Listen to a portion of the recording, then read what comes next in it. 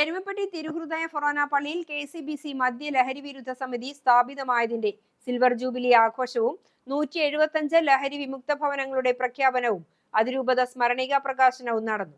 KCBC മദ്യലഹരി വിരുദ്ധ commission ചെയർമാനും മൂവാറ്റുപുഴ രൂപതാ മെത്രാനുമായ യൂഹന്നാൻ മാർ തെയോഡോഷ്യസ് ജൂബിലി ആഘോഷങ്ങൾ ഭദ്രദീപം കൊളുത്തി ഉദ്ഘാടനം ചെയ്തു. ഫൊറോന വികാരി ഫാദർ ജോഷി ആളൂർ അധ്യക്ഷനായി.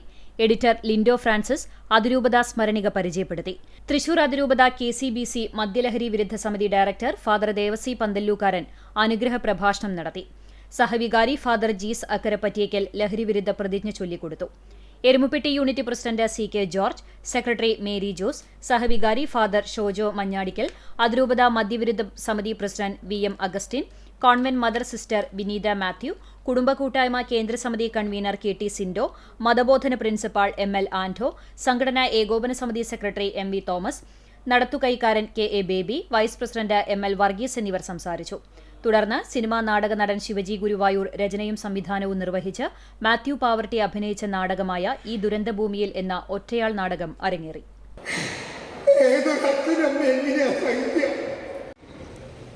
മക്കളെ സ്നേഹിച്ച ഭ്രാന്തനാവോ? കുട്ടികളെ പഠിപ്പിച്ച ഭ്രാന്തനാവോ?